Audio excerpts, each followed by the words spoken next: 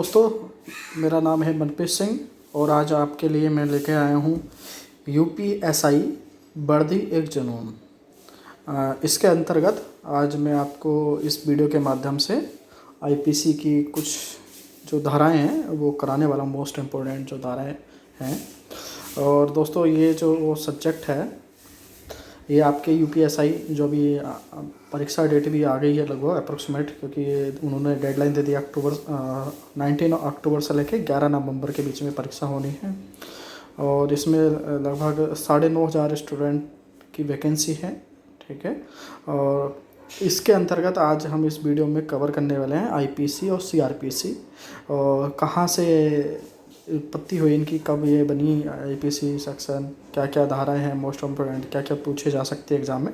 तो ये सभी चीज़ें मैं आज इसमें कवर करने वाला हूँ। आई होप कि ये वीडियो आपको बहुत पसंद आएगी। और अगर ये वीडियो पसंद आए तो चैनल को सब्सक्राइब करें, वीडियो को लाइक करें और कमेंट करके बताइए क्या वीडियो आपको कैसी लगी थी। ठीक है, चलो शुरू करते हैं। Let start. तो देखिए, अभी हम क्या है बिल्कुल स्टार्टिंग से लेके जाने वाले हैं इसमें आईपीसी को। ये है आईपीसी आपकी इंडियन पेनल कोड। इसके अंतर्गत देखिए क्या होता है। क्या हम बिल्कुल मैं स्टार्टिंग से लेके चल रहा हूँ इसमें। आपको आप चाहें तो इसके नोट्स भी बना सकते हैं, क्योंकि ये मैंने अपने खुद नोट्स तैयार किए हैं जिनसे मैं पढ़ता भी हूँ अपने लिए, और वही मैं आपके साथ शेयर कर रहा हूँ। क्या इसमें क्या है, आईपीसी क्या है। आईपीसी में क्या है, भारत के अंदर किसी भी नागरिक के द्वारा कुछ अपराधों की परिभाषा व दंड का प्रावधान करती है। मतलब कि आप क्या अपराध कर रहे हैं, है ना, क्या आपने उसके रिवर्स में आपको क्या पनिशमेंट मिलनी चाहिए। तो इन सब की जो डेफिनेशन है वो इसके अंतर्गत आती है। अभी क्या है, एक ये जो 370 हटने के बाद अब ये जम्मू कश्मीर में लागू है। इससे पहले क्या था, जो भी आईपीसी सेक्शन थे हमारे मोस्ट प्रोबेबली उनमें आपके जम्मू कश्मीर में लागू नहीं होते थे। बट अभी क्या 31 अक्टूबर 2019 के बाद में ये आपके सारे लॉज जो हैं आपके जम्मू कश्मीर में भी एप्लीकेबल हैं, वहाँ पे भी इन्हीं का प्रावधान चलेगा। अभी क्या है, ये अब देखिए मोस्ट इम्पोर्टेंट थिंग्स हैं। क्या है, आईपीसी का कब डेवलप हुई थी, 1860 में इसको डेवलप किया था। ठीक है। और इसमें क्या है आपका, अब देखिए ये बहुत इंपॉर्टेंट थिंग मैं आपको बताने जा रहा हूँ इसमें। ये भारत के साथ साथ Pakistan, Bangladesh, Burma, Sri Lanka, Malaysia, Brunei आदि पर भी लागू थी। क्यों लागू थी, क्योंकि यहाँ ब्रिटिश लोग शासन करते थे इस जगह पे। तो ये जो था ये क्योंकि ब्रिटिश ने डेवलप की थी, मैकाले ने। ये इसका देखिए ये क्वेश्चन भी आ सकता है आपको। भारतीय दंड संहिता पहला कानून आयोग है ना, ये भारतीय दंड संहिता पहला कानून आयोग कब बना था, 1837 में। और किसने, लॉर्ड मैकाले ने ही इसका डेवलप किया था, इसको आईपीसी सेक्शन को। ठीक है। तो चूँकि ये इतनी कंट्री में भी लागू था क्योंकि यहाँ पे ब्रिटिश सरकार जो है अपना राज चलाती थी। ठीक है। अब क्या था, ये पहली जो कानून था, जो पहली प्रस्तावना थी उसमें क्या है, सिर्फ प्रस्ताव रखा गया था, पास नहीं हुई थी। ठीक है, पहले आयोग में। ये जो पास कब हुई थी, चतुर्थ आयोग में। तो ये क्वेश्चन भी आ सकता है कि आईपीसी सेक्शन कब पास हुआ था, तो चौथे आयोग में ये पास हुआ था आपका। ठीक है। और कब हुआ था ये, 1861 में। ठीक है, ये आपके लिए क्वेश्चन है। दूसरा है पंचम कानून आयोग, है ना। पंचम कानून आयोग इसके आया था, इसके कब आया था, 5 अगस्त 1955 में। अध्यक्ष इसके कौन थे, मोतीलाल चिंपललाल सुतुवाड़। ठीक है, इनकी अध्यक्षता में ये आया था। ठीक है। अब थोड़ा सा आईपीसी के बारे में ओवरव्यू ले लेते हैं। आईपीसी क्या है, आईपीसी में 511 धाराएं हैं और इसको उर्दू का शब्द बोला जाता है दफ़ा। ठीक है, दफ़ा बोलते हैं मस्त है ना, जब सज़ा उसमें करते हैं, दफ़ा इतने के अंतर्गत इसको जुर्म साबित करते हुए सज़ा सुनाई जाती है। और दूसरी चीज़ है, आईपीसी क्या है, विश्व का सबसे बड़ा दंडिक संग्रह है। मतलब पूरे वर्ल्ड में ये नंबर 1 है, सब चीज़ कवर है इसके अंतर्गत। ठीक है। और इसका एक पार्ट दूसरा है सीआरपीसी। ठीक है, सीआरपीसी क्या है, code of criminal procedure code. ठीक है, code of criminal procedure code. ये कब पारित हुआ था, ये 1973 में पारित हुआ था। और ये लागू कब हुआ था, लागू हुआ था 1 अक्टूबर 1974 को लागू हुआ था। ठीक है, तो ये आपके लिए आ सकता है सीआरपीसी, क्योंकि ये दोनों ही आ रही हैं यूपीएसआई में, आईपीसी और सीआरपीसी। अब देखिएगा इसमें सीआरपीसी भी क्या है, क्या चीज़ बताई गई है सीआरपी में? सीआरपीसी में बताया गया है कि अपराधी के प्रति व्यवहार कैसा होना चाहिए। मतलब अगर मान लो किसी ने कोई अपराध कर दिया है तो अब उसके प्रति व्यवहार क्या होगा, तो उसके बारे में हम सीआरपीसी में पढ़ेंगे। इसमें क्या है, संदिग्धों के प्रति बर्ताव, है ना, जो संदिग्ध हैं, अपराधी हैं, उनके प्रति व्यवहार, और जो संदिग्ध हैं किसी भी चीज़ में उनके प्रति क्या होगा व्यवहार, और उसके साथ साथ जांच चलेगी, जांच में अपराधी दोषी है या नहीं है ये सब चीज़ क्लियर होगा। ये किसका पार्ट है? सीआरपीसी का, क्योंकि इसमें ना प्रोसेसिंग हो गया आपके, इसमें ही सारी छानबीन करती है सब लोग, ठीक है। अब इसको एक एग्जांपल देते हैं आईपीसी में कैसे आपको सजा, कारावास, ये सब चीज़ें होती हैं। सपोज दैट कि आपको कहीं पे लिखा हुआ है 90 किलोमीटर प्रति आवर्स की रफ्तार से आप गाड़ी चला सकते हैं, मैक्सिमम स्पीड रेशियो आपका 90 किलोमीटर है, ठीक है। आपने ये नहीं फॉलो किया और आपने गाड़ी 100 किलोमीटर प्रति घंटा या उससे ऊपर अगर आप लेके जाते हो तो आपके खिलाफ दंडात्मक कार्रवाई की जाएगी। और कौन सी धारा में कार्रवाई की जाएगी ये हम नॉर्मल पता होना चाहिए, क्योंकि हम डेली बेसिस पे नॉर्मल सब लोग कार वगैरह चलाते हैं। तो आईपीसी का कौन सा सेक्शन है ये? 279। इसके अनुसार क्या कहता है लो कि 6 माह का कारावास आपको हो सकता है अगर आप इस लॉ को फॉलो नहीं करते हो तो, ठीक है। दोस्तों एक चीज़ बताना चाहूँगा, ये वीडियो थोड़ा सा मे बी लंबी हो जाए तो आपको वीडियो पूरा देखना है, अदरवाइज़ कोई फ़ायदा नहीं है वीडियो देखने का आपको, ठीक है। तो अभी क्या है ना, इसमें 2 विधि होती हैं ना।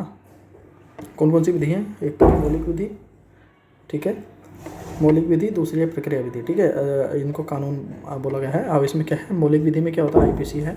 आईपीसी में 2 पार्ट आ गए, एक तो सिविल, एक आती है फौजदारी, है ना। सिविल मतलब दीवानी वगैरह के मामले है ना, फौजदारी मतलब क्रिमिनल्स के जो भी हैं, ठीक है, वो इसमें आ गए। इसके बाद में क्या है आपका डकैती। अब डकैती को देखिए, बहुत सारे लोगों को अभी भी पता नहीं होगा डकैती और लूट में क्या अंतर है, ठीक है।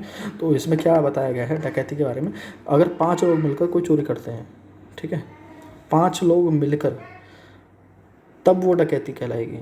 अदरवाइज 2 3 4 लोग तक भी अगर उसे करते हैं तो वो चोरी नहीं है, फिर वो लूट कहलाएगी, ठीक है। तो ये क्लियर किया गया है इसमें आईपीसी में, ठीक है। उसके बाद में अब देखिए आईपीसी की हम धाराएं कवर करते हैं, स्टार्टिंग से लेके चलते हैं 1 से लेके। तो आईपीसी धारा 1 में क्या कहती है, भारतीय दंड संहिता संपूर्ण भारत में लागू है, ठीक है, अब संपूर्ण भारत में। और 31 अक्टूबर 2019 से पहले सिर्फ जम्मू कश्मीर को छोड़ के सभी राज्यों में लागू थी, ठीक है, अभी सब में है। अब दूसरा धारा क्या कहती है इसकी, भारत के भीतर किए गए अपराधों के लिए दंड होगा। मतलब कोई भी व्यक्ति है कहीं से भी, वो ज़रूरी नहीं है कि इंडियन हो, कहीं का भी हो, ठीक है, अगर कोई भारत के भीतर अपराध करता है तो उसको धारा 2 के अंतर्गत दंड मिलेगा, ठीक है।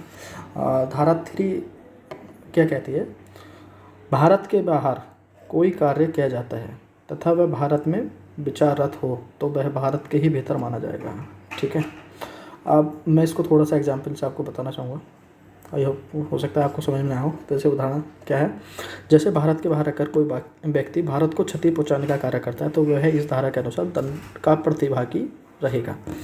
सपोज दैट कोई भी आदमी, जैसे दाऊद इब्राहिम, है ना, कोई हमारे भारत के लिए किसी तरीके की प्लानिंग करता है, बम विस्फोट की या टेररिस्ट अटैक की प्लानिंग करते हैं, ठीक है, तो वो जो है इसके अंतर्गत उस पर FIR लॉन्च होगी, कार्रवाई होगी, इसमें उसको धारा 3 के अंतर्गत दंड मिलेगा। अब धारा 11 क्या बोलती है आपकी 11, व्यक्ति की परिभाषा। इसमें व्यक्ति की परिभाषा को डिफाइन किया गया है, कोई भी कंपनी, निगमित या निगमित निकाय, संगम, ठीक है, ये सारी चीज़ें इसमें डेफिनेशन इनमें क्लियर करी हुई है इसकी, क्या है क्या नहीं, व्यक्ति की परिभाषा किस तरीके से दी गई है वो आपको धारा 11 में मिलेगा। क्या मैं इनको बहुत डिटेल में नहीं पढ़ा रहा हूँ, सिर्फ आपको इतना ही बता रहा हूँ जितना आपसे पूछा जाएगा UPSI के एग्ज़ाम में, ठीक है। अब धारा 18 में क्या बताया गया है आपको, धारा 18 में भारत का क्षेत्र डिफाइन किया गया है, ठीक है, जोग्राफिकल एरिया ऑफ इंडिया, ठीक है। आप धारा 63 में क्या बताया गया, जुर्माना की रकम निर्धारण। मान लो आपने कोई कुछ अपराध कर दिया है, उस अपराध की आपको सज़ा मिली है, ठीक है, तो सज़ा में 2 प्रावधान होते हैं, तो सज़ा या जुर्माना, या सिर्फ जुर्माना, या दोनों चीज़ें, ठीक है। तो जुर्माना कितना लगेगा वो चीज़ आपको धारा 63 में है। ये सिर्फ मैंने वो धाराएं ली हैं जो एक UPSI को, जो एक SI को पता होनी चाहिए, क्योंकि दिन रात उनका इन्हीं से ही पंगा होने वाला है, इन्हीं के साथ में रहेगा। ठीक है, आप देखो हमारी दूसरी धारा क्या कहती है, धारा 66 सॉरी, जुर्माना नहीं देने पर किस भांति का कारावास दिया जाएगा। अब मान के चलो जज ने बोल दिया है कि भाई इसको ये इतने रुपये जुर्माना देना है इसके प्रति, ये इन्होंने दंड अपराध किया है, अब वो आदमी जुर्माना भी नहीं दे रहा है, तो उस पर फिर आगे क्या काम होगा, कौन सा धारा के अंतर्गत कार्रवाई होगी, तो वो है धारा 66। ठीक है, और 71 में क्या हो गया, मान लो एक आदमी ने कई सारे अपराध कर दिए, ठीक है, बहुत सारे, तो अब उसको जो सज़ा मिलेगी वो किस हिसाब से मिलेगी। ठीक है, तो वो इस धारा 71 में डिक्लेयर कर रहा है कि कई अपराधों के दंड से मिलकर उसकी कुल सज़ा कितनी होगी। मतलब ये चीज़ इसमें कैलकुलेट करेंगे कि इसको मैक्सिमम कितने हम सज़ा दे सकते हैं। इसने बहुत सारे अपराध कर दिए हैं। धारा 94 मैं थोड़ा फास्ट पढ़ा रहा हूँ, ठीक है, तो आपको वीडियो अगर नोट्स बनाए तो वीडियो रोक कर नोट्स बनाने पड़ेंगे। 94 क्या बोलती है, कोई कार्य जिसे व्यक्ति को धमकाकर कराया गया है, मान लो कोई आदमी किसी कार्य को नहीं करना चाह रहा और आपने उसको धमका करके वो कार्य कराया, तो आप फिर पर 94 के अंतर्गत कार्रवाई होगी, आप दंड के भागी हैं। ठीक है, 97 क्या बोलते हैं, शरीर तथा संपत्ति पर निजी प्रतिरक्षा का अधिकार, सेल्फ डिफेंस। ठीक है, आप पर या आपके संपत्ति पर, ठीक है, जो अधिकार रहता है उसके प्रति आप प्रतिरक्षा कर सकते हैं, वो 97 में डिक्लेयर किया गया है। और धारा 106 ये भी इसी से रिलेटेड एक तरीके से, घातक हमले के विरोध में अपनी जान बचाने के लिए आत्मरक्षा का अधिकार। सपोज दैट किसी ने आप पे क्या है, तलवार से हमला किया है, चाकू से हमला किया है या गोली से हमला किया है किसी से भी, तो आप क्या उसके विरोध में जो कार्य कर रहे हो, है ना, वो चीज़ आपकी इसमें आएगी 106 में। ठीक है, और 120 में क्या है, 120 में आपको क्या दिया गया है, आपराधिक षड्यंत्र की परिभाषा। ठीक है, इसमें आपराधिक षड्यंत्र को बिल्कुल क्लियर किया गया है, सारी परिभाषाएं, क्या किस तरीके का षड्यंत्र होगा जिसमें आपको दंडनीय कार्रवाई मिलेगी, क्या षड्यंत्र हो सकते हैं। ठीक है, तो आपको सिर्फ यही याद रखना है कि धारा षड्यंत्र जो भी है वो 120 में कवर है, धारा 120 में। ठीक है, 121 है ना, 121 में क्या है, ये बहुत इंपॉर्टेंट आ सकती है, भारत सरकार के विरुद्ध युद्ध करना, युद्ध करने का प्रयास करना, युद्ध करने के लिए किसी को उत्साहना, धरना करना, धरने में मतलब आक्रामक धरना करना। ठीक है, जनाक्रोश वाला, शांतिपूर्वक में ना अहिंसा वाला, हिंसा वाला।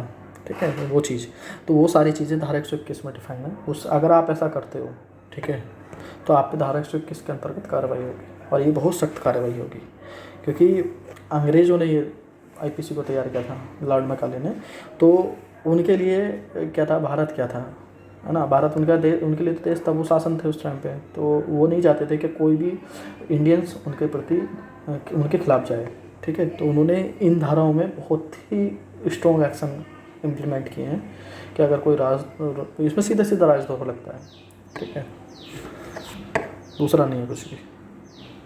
अब राजद्रोह की मैं आपको बता ही रहा था, तो वो आपका किस में कवर है, 124 का। ठीक है, ये इसका सब ऑप्शन है, उसमें कवर है।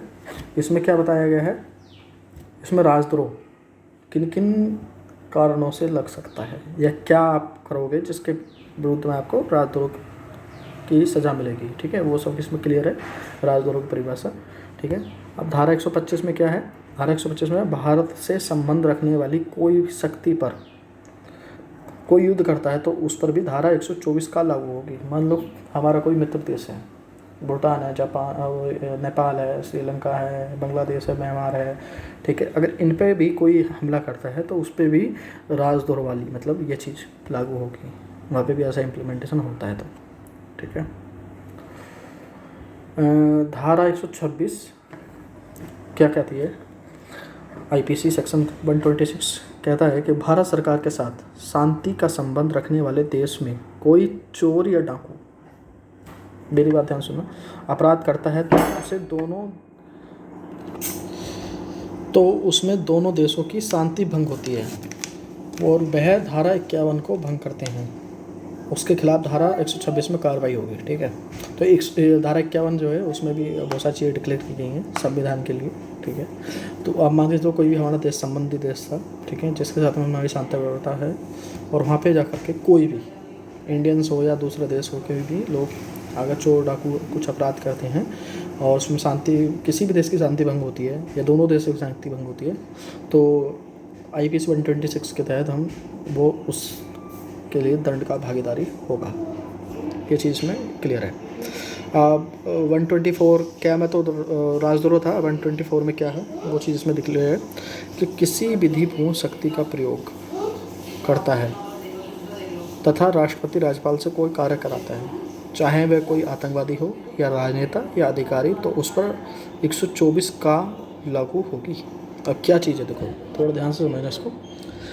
कोई भी व्यक्ति हो या कोई भी हो, ठीक है, वो राज्यपाल या राष्ट्रपति से कोई भी प्रेशर में कुछ काम कराते हैं, उनको ब्लैकमेल कर करके या किसी भी तरीके से जिसके खिलाफ वो लोग थे, नहीं करना चाह रहे थे, वो प्रेशर में आकर के वो काम कर रहे हैं, तो उस व्यक्ति के खिलाफ जिसने वो उनसे वह कार्य किया है, उस पर सीधा सीधा राजद्रोह का मुकदमा लगेगा। 124 का पर दंड कार्रवाई होगी, ठीक है। धारा 141 क्या कहती है? धारा 141 में क्या है? विधि के विरुद्ध जनसमूह, ठीक है। जनसमूह मतलब समझ रहे हो आप, प्रोटेस्ट करना, ठीक है। अगर आप विधि मतलब सरकार के खिलाफ या किसी तरीके का कोई ऐसा आक्रोशित जनसमूह करते हो तो आप पे उसमें दंड में कार्रवाई होगी।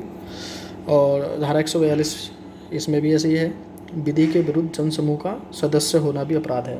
अब सोच लेना भाई, किसी भी धरना प्रदर्शन में जाने से पहले सोच लेना कि अगर आप उसके सदस्य भी हो ना और उसमें कुछ गड़बड़ होती है, सरकार के विरुद्ध जाता है वो, मतलब वहाँ पे तोड़फोड़ हो जाती है या दंगा फसाद हो जाता है, आप किसी प्रोटेस्ट में गए हो, तो आप अगर उसके मेंबर हो तो भी आप पे धारा 142 के अंतर्गत कार्रवाई होगी। IPC section 124 142। और दोस्तों देखो, ये जो है मैंने अपने पर्सनल नोट्स बनाए हैं। हो सकता है राइटिंग आपको थोड़ी गंदी से लगे, बट क्या है ना, वीडियो को ध्यान से देख करके आप अपने नोट्स बना सकते हो। और आगे भी मैं अब इस चैनल पे वीडियो लेके आऊँगा, और ये वीडियो आप ध्यान से देखना पूरी वीडियो को, क्योंकि UPSI में इसमें से आपको बहुत सारे क्वेश्चन मिलने वाले मूल विधि से, ठीक है। और किताब पढ़ोगे आप तो बहुत कंफ्यूज हो जाओगे। ये मैंने बहुत टाइम लगा करके नोट्स बनाए हैं इसमें से, आपके लिए और अपने लिए, दोनों के लिए। अब देखिए क्या है, धारा 143 क्या कहती है? ये है धारा 143, इसमें है गैर कानूनी जनसमूह होने के नाते दंड, ठीक है। अब आपने क्या है, गैर कानूनी मतलब कोई भी ऐसा, गैर कानूनी क्या होता है? जो रजिस्टर्ड ना हो गवर्नमेंट में, ठीक है, आप कानून के खिलाफ जाकर के कार्य कर रहे हैं, वो चीज़, ठीक है। 146 में उपद्रव करना, मतलब उपद्रव में इसमें आपकी सारी चीज़ें आएगी, डिफिनेशन क्लियर होगी इसमें, ठीक है, कि कैसा उपद्रव हो रहा है, तोड़फोड़ हो रही है या सरकारी संपत्ति को क्षति हुई है, ठीक है। तो ये नॉर्मल वाली है, आपको पता होनी चाहिए कि आप कुछ काम कर रहे हो, कुछ दंगा फसाद कर रहे हो, तो आप पे कौन सा एक्ट के तहत कार्रवाई हो सकती है, ये आपको पता होना चाहिए, ठीक है। 147 घातक हथियार को साथ में लेकर उपद्रव करना, मतलब आप कहीं धरना प्रदर्शन में हो या कहीं पे भी धरना प्रदर्शन हो रहा है और वहाँ पे कोई आदमी तलवार, चाकू, तमंचा, कुछ भी हथियार, घातक हथियार जिससे जान जा सकती है, ऐसा लेकर के अगर करता है तो उस पर 147 के तहत कार्रवाई होगी, ठीक है, दंड मिलेगा उसको बेसिकली। धारा 150 इसमें क्या है, दंगे व उपद्रव के लिए भाड़े के लोगों को बुलाना दंडनीय अपराध है।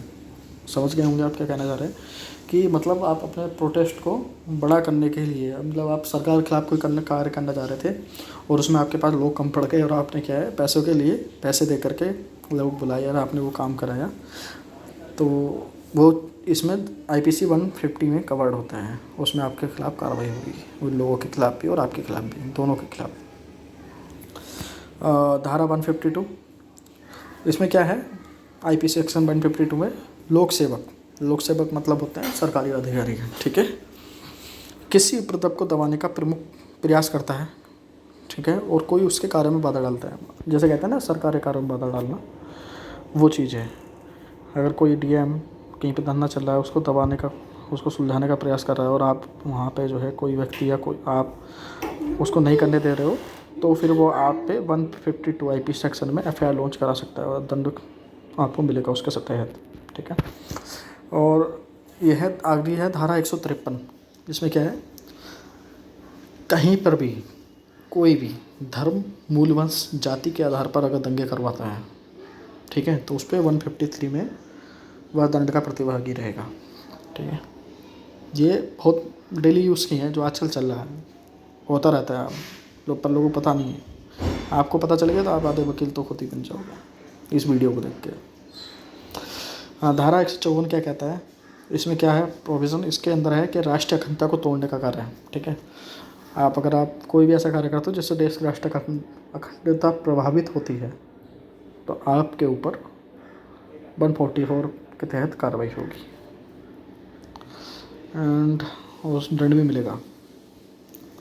धारा 155, जिसके फ़ायदे के लिए उपद्रव किया गया है दायित्व उसका होगा। अब मान के चलो कोई प्रोटेस्ट हो रहा था, ठीक है, एक एग्जाम्पल दे रहा हूँ, और वो प्रोटेस्ट में कुछ भी दंगा फसाद होता है, सरकार संपत्ति का नुकसान होता है, ठीक है, तो उसमें वो लोगों के खिलाफ तो होगा ही होगा FIR, वो लोग के उन्हें तो दंड मिलेगा ही मिलेगा, बल्कि उसको भी मिलेगा जिससे उस चीज़ का फ़ायदा हो रहा होगा।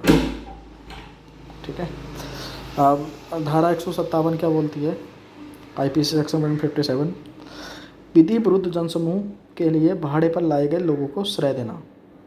मतलब कि किसी ने कोई भाड़े के लिए लोग बुलाए थे और आपने उन्हें अपने घर पर श्रय दी, उन्हें कहीं ठहरवाया, किसी जगह पे उनको खाना पानी दिया, हथियार मुहैया कराए, कुछ भी चीज़, ये सब चीज़ें आपके 157 में।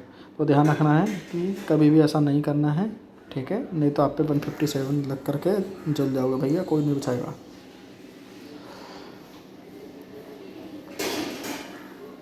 अब देखो 159 IPC सेक्शन बहुत ही इम्पोर्टेंट है, इसमें दंगे की परिभाषा को डिक्लेयर किया है कि दंगे किस टाइप के होते हैं, है ना, ये सारी चीज़ें हैं।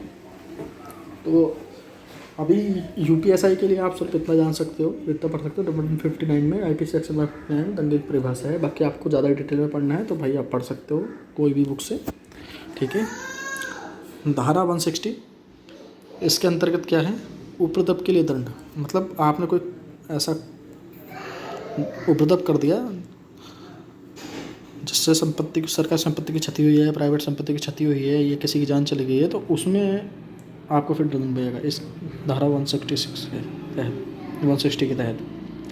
और IPC सेक्शन 161 क्या कहता है, इसमें कहता है लोक सेवक द्वारा किसी व्यक्ति को हानि पहुंचाने के लिए अपनी शक्ति का दुरुपयोग करना। ठीक है, तो अब ये आपके लिए बहुत इम्पोर्टेंट है। जो पुलिस वाले धमकाते हैं या कहीं कोई भी आपको धमकाता है, कोई भी प्रशासनिक अधिकारी, या वो ऐसा कार्य करता है कि वो अपनी शक्ति का दुरुपयोग करके आपके ऊपर कोई भी मनगढ़ंत केस लगा देता है, ठीक है, तो अगर वो अपनी शक्ति का दुरुपयोग करता है तो उसमें क्या है, उस व्यक्ति के खिलाफ, उस लोक सेवक के खिलाफ धारा 160 IPC 161 में कार्रवाई होगी, दंड मिलेगा उसको। अब देखिए, अब यहाँ तक आपने अध्याय कंप्लीट कर लिया। अब अध्याय 9 में कंप्लीट कराने वाला हूँ आपको, और ये अध्याय 9 किससे संबंधित है, ये है आपके चुनाव से संबंधित, है ना। क्या हो सकता है इसमें से भी 1-2 क्वेश्चन आपको मिल जाए चुनाव से रिलेटेड। तो अध्याय 9, ये खुद में भी एक क्वेश्चन है कि अध्याय 9 किससे संबंधित है, 9 के, तो ये आप सीधा साधा चुनाव संबंधित लगा सकते हैं इसमें IPC 171 का ये कहता है निर्वाचन अभ्यर्थी अधिकार, मतलब इन निर्वाचन अभ्यर्थी, इनके सबके अधिकार क्या होंगे और इसके दंड, इसमें दंड क्या मिलेंगे अगर कोई कुछ करता है तो ये सारी चीज़ें इसमें क्लियर हैं। इसको आप मोर डिटेल में पढ़ सकते हो करके। ठीक है, अभी के लिए सिर्फ इतनी जानकारी है कि इसमें अधिकार दंड का प्रावधान है। ठीक है, एंड IPC 171 खा में रिश्वत लेना, मतलब कोई भी निर्वाचन अधिकारी किसी काम करने के लिए कोई रिश्वत लेता है तो वो इसमें कवर होगा। 171 घा निर्वाचन के लिए मिथ्या कथन। ठीक है, आपने कुछ निर्वाचन करने के लिए कोई मिथ्या कथन करवा दिए, मतलब झूठ बोलना, मनगढ़ंत कहानी करनी, बॉक्स चोरी हो गई, बैलेट पेपर चोरी होगा, फट गया, ये हो गया, वो हो गया, तो वो सब चीज़ें 171 में एक्शन होगा उसके खिलाफ। ये छोटा सा ही है, ज़्यादा नहीं है, इसमें सिर्फ ये इम्पोर्टेंट है, तो आप देख लेना, इसमें क्वेश्चन आ सकता है। अब आता है आपका अध्याय 10 लोक सेवकों के अधिकार। अध्याय 10 में लोक सेवक मैंने बताया था प्रशासनिक अधिकारी होते हैं, ठीक है, जो जनता के सेवक होते हैं, जनता के लिए होते हैं, ठीक है। तो इसमें क्या है, आईपीसी सेक्शन 172 में सामानों की तामील व कार्रवाई से बचने के लिए फरार हो जाता है तो वह अवमानना करता है। मतलब क्या है, क्या किसी ने कोई गड़बड़ कर दी प्रशासनिक अधिकारी ने, ठीक है, उसके खिलाफ सम्मन हुआ, उसको कोर्ट में पेश होने का सम्मन हुआ, वो नहीं आया, ठीक है, फरार हो गया, भाग गया, तो इस तरीके से क्या है, वो कोर्ट की अवमानना कर रहा है। कोर्ट इसमें फिर बहुत स्ट्रिक्ट एक्शन लेती है। अगर कोई ऐसा लोक सेवक करता है ऐसा कार्य तो उसमें 172 के तहत उस पर दंडात्मक कार्रवाई होगी। आईपीसी 174 क्या कहता है, लोक सेवक का आदेश न मानना, ठीक है। अब लोक सेवक का आदेश न मानना मतलब क्या हो गया, सपोज दैट किसी ने डीएम ने विजिट की एसपी ऑफिस में या तुम्हारे थाने में किसी ने विजिट की, एसपी ने विजिट की और बोलता है कि अपना जीडी दिखाओ या कुछ भी करो, और वो निचला जो अधिकारी है वो उसका आदेश नहीं मानता, ठीक है, तो उसमें जो नहीं मानना है उसके खिलाफ वो प्रशासनिक लोक सेवक अधिकारी 174 के तहत एफआईआर लॉन्च करा सकता है, उसको दंडनीय कार्रवाई मिलेगी उसके तहत। आदेश मानना मानना सस्पेंड भी हो जाते हैं इसमें बहुत सारे लोग, ठीक है, वो सस्पेंड भी कर सकता है इसमें, इसी कानून के तहत आईपी सेक्शन 174। और आईपी सेक्शन 177 में क्या होता है, इसमें है गलत सूचना देना, ठीक है। गलत सूचना मतलब क्या, आपने कोई आपके यहाँ विजिट हुई है किसी भी टाइप की और आपने क्या वहाँ पे उनको गलत सूचना डिलीवर की है, राइट सूचना नहीं दी, ठीक है, तो वो भी आपके खिलाफ एक आपराधिक केस बना देता है, ठीक है। 179 क्या बोलता है आईपी सेक्शन में, सूचना देने पर दंड, ठीक है। अगर वो आपसे कुछ पूछता है, कोई लोक सेवक आपके यहाँ विजिट करता है, इन्वेस्टिगेट्स करने आता है, कुछ भी चीज़ होती है और आप उसको सूचना नहीं देते हो तो ये भी एक अपराध है, ठीक है। एंड आईपी सेक्शन 187, लोक सेवक की सहायता न करना, व्यक्ति सहायता करने के लिए प्राधिकृत हैं, ठीक है।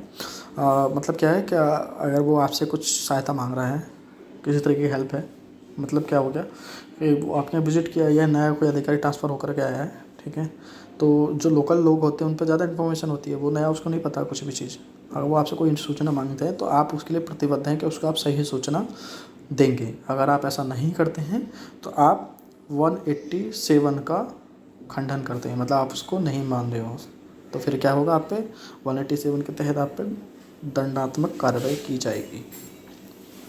एंड 189 में क्या है, आईपी सेक्शन 189 में लोक सेवक को जनता के किसी व्यक्ति द्वारा धमकाया जाना, ठीक है। ये आजकल बहुत चल रहा है कि प्रशासनिक अधिकारियों को जनता के लोग, कोई भी जो नेता लोग होते हैं, कोई भी अगर कोई धमकाता है उसको क्या मैं तुम्हें देख लूँगा, तुम्हें ये कर दूँगा, तुम्हें वो कर दूँगा, तुमने मेरी ये बात नहीं मानी, तो वो लोग से क्या चाहे तो उस पर जो है 189 में कार्रवाई करके उसको दंड दिलवा सकता है, ठीक है। तो हमने अब तक इस वीडियो में 189 आईपी सेक्शन कवर कर लिए हैं। दोस्तों ये जो वीडियो है इसमें मैं बहुत ही सिंपल लैंग्वेज यूज़ कर रहा हूँ, कोई कॉम्प्लिकेटेड नहीं है। मैं मानता हूँ इससे सिंपल आपको कहीं मिलेगा भी नहीं, ठीक है। किताब पढ़ेंगे आप कंफ्यूज हो जाएंगे क्योंकि इतना टाइम है नहीं आपके पास में जो डिटेल में पढ़ सकें। तो आप इस वीडियो को भी देखेंगे और आपको कुछ भी रहा याद और वही आपका एग्ज़ाम में आ गया तो आपके लिए जो ये टाइम इस वीडियो को देखने में लगा रहे सफल हो जाएगा। और नहीं तो वैसे भी आप आधे वकील तो बन ही जाओगे, आपको ये सेक्शन आप याद कर लेते हो तो मोटे मोटी चीज़ें भी तो आप एटलीस्ट कहीं पे कुछ होता है तो आप बता सकते हो कि इस सेक्शन का वायलेंस है, आप ऐसा नहीं कर सकते हो। आधे 11 में बताया झूठा साक्ष्य लोक न्याय के प्रति अपराध है, ठीक है। तो इसमें क्या है, अगर आप कहीं पे गलत इन्फॉर्मेशन दे रहे हैं, ठीक है, तो वो भी एक अपराध है। धारा 199 आईपी सेक्शन 191 में इसको कवर किया गया है। झूठा साक्ष्य देना मतलब फेक एविडेंस सबमिट करना, गवाही दिलवाना, ये सब चीज़ें। आईपी सेक्शन 192 में झूठा साक्ष्य गढ़ना मतलब झूठा साक्ष्य देना तो अपराध है ही, उसके साथ में अगर कोई झूठा साक्ष्य गढ़ता है, चाहे वो वकील गढ़ता है, चाहे वो कोई आदमी गढ़ता है या कोई भी, ठीक है, तो उसके खिलाफ आईपीसी सेक्शन 192 में एफआईआर लॉन्च होगी और उसको दंडात्मक कार्रवाई से गुजरना पड़ेगा, उसको दंड भी मिलेगा अगर ऐसा करता है तो, ठीक है। एंड आईपीसी 193, इसमें क्या है, सबूत के लिए दंड, ठीक है, झूठा सबूत देना, जिसमें वो चीज़ कवर की गई है। एंड आपका 191 में क्या कहता है, इसमें ये बोलता है कि 194 के बोलता है मृत्यु दंड दिलवाने के लिए झूठा साक्ष्य करना, मतलब कि कोई किसी को मृत्यु दंड दिलवाना चाहता है और उसके लिए झूठा साक्ष्य गढ़ के वो प्रस्तुत कर, तो ये चीज़ इसमें आ गई 194 में। 197 क्या बोलती है, मिथ्या प्रमाण पत्र जारी करना या हस्ताक्षर करना, ये इसको याद रखना बहुत इंपॉर्टेंट है। 197 से बहुत सारे लोग क्या करते हैं, अपनी नौकरी SC/ST का सर्टिफिकेट लेकर के नौकरी लगा लेते हैं, या कहीं से फेक टेस्ट करा लेते हैं, साइन करा लेते हैं, फर्जी इनकम सर्टिफिकेट बनवा लेते हैं। तो इस सब चीज़ों के में अगर आप कोई ऐसा करता है ना, तो वो 197 में आईपी सेक्शन 197 में दंड का भागीदारी रहेगा और उसकी नौकरी तो चली जाएगी, मिनट सेकंड में नौकरी जाएगी। कोई अब आप उसको कहीं मतलब चैलेंज नहीं कर सकते, और सुप्रीम कोर्ट हाई कोर्ट कहीं नहीं कर सकते अगर ऐसा करते हो तो सीधा साधा जेल जाओगे आप डायरेक्टली। एंड आईपी सेक्शन 198 में नकली प्रमाण पत्र देकर सरकार को धोखा देना, वही चीज़ जो मैंने बताया था, फेक डॉक्यूमेंट सबमिट करके, सर्टिफिकेट सबमिट करके आप नौकरी ले लेते हो, SC के सर्टिफिकेट या ST का सर्टिफिकेट दिखा करके, तो वो आप 198 में कवर्ड है उस चीज़, वो सारी चीज़ें। एंड आईपीसी सेक्शन 203, इसमें क्या है, FIR किए गए अपराध की गलत सूचना देना। FIR में मतलब क्या है, आप फर्स्ट इन्फॉर्मेशन रिपोर्ट लॉन्च करा रहे हैं थाने में जाकर के, और वहाँ पे आप पुलिस को गलत सूचना दे रहे हैं, ठीक है, FIR में कि मेरे साथ में ऐसा हुआ, जबकि ऐसा नहीं हुआ था, तो वो भी आपका क्या है, आईपीसी 203 में आप ही के ऊपर कार्रवाई हो सकती है गलत सूचना देने के खिलाफ। एंड आईपीसी 209, इसमें क्या है, बेईमानी से न्यायालय में मिथ्या सूचना देना, ठीक है। कोई भी एडवोकेट अगर आपसे बोलता है कि ऐसा करो ऐसा करो, और भी बेईमानी से न्यायालय के समक्ष गलत सूचना प्रस्तुत करता है, तो उसमें फिर वो 209 में उस पर FIR के खिलाफ FIR से दंड जो उसको मिलेगा। एंड आईपीसी सेक्शन 210 में, ठीक है, 210 में क्षति करने के आशय से झूठा आरोप लगाना, ठीक है। मतलब क्या होता है, इसमें बहुत सारी चीज़ें होती हैं ऐसी, क्या कोई व्यक्ति किसी को क्षति पहुंचाना चाहता है और उस पर उसने झूठा आरोप लगा दिया, जैसे क्या किसी से रेप केस लगवा दिया है किसी अधिकारी पे, वो उसकी बात नहीं मानना, उसके खिलाफ FIR करा दी है लॉन्च, ये कुछ भी ऐसी चीज़ें बहुत सारी जिससे वो उसको क्षति पहुँचाना चाहता है किसी भी तरीके से, ठीक है। तो ये आपका 210 में कवर है आईपी सेक्शन में। एंड आईपी सेक्शन 212, अपराधी को श्रेय देना, ठीक है। अब किसी ने अपराध कर लिया, कुछ भी कोई भी अपराध किया है और आप उसको सपोर्ट कर रहे हो, ठीक है, श्रेय दे रहे हो, उसको समर्थन कर रहे हो, उसको अपने घर में रख रहे हो, उसको खाने पीने की चीज़ें दे रहे हो, उसका जो भी चीज़ें लॉजिस्टिक सपोर्ट दे रहे हैं, उसको ट्रांसपोर्ट सपोर्ट दे रहे हैं, फाइनेंशियल सपोर्ट दे रहे हैं, कुछ भी ऐसा करते हो आप, तो वो चीज़ें आपकी इसमें कवर हैं 212 में।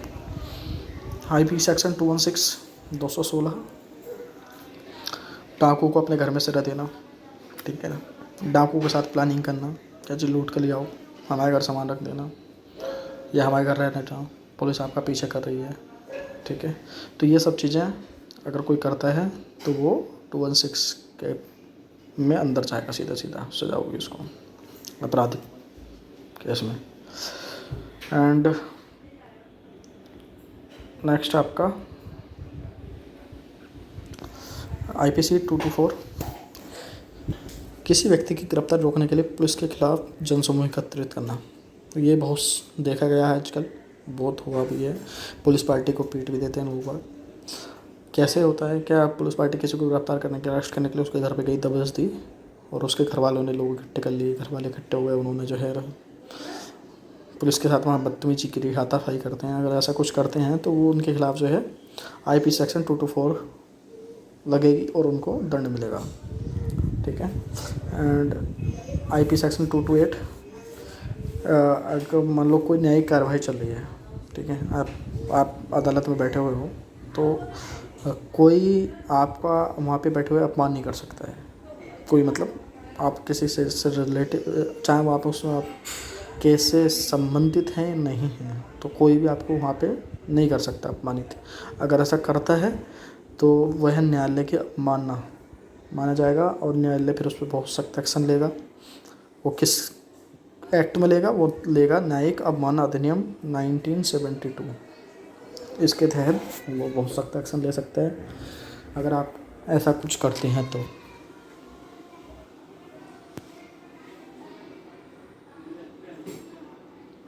अब देखिए, ये आ गया नोट जो सिक्के वगैरह होते हैं, पैसे, 1 रुपये का सिक्का, 5 का सिक्का, 10 का सिक्का, अगर कोई इनके साथ छेड़छाड़ी करता है तो उस चीज़ों का प्रोविज़न जो है IP सेक्शन 130 से स्टार्ट होता है IPC में।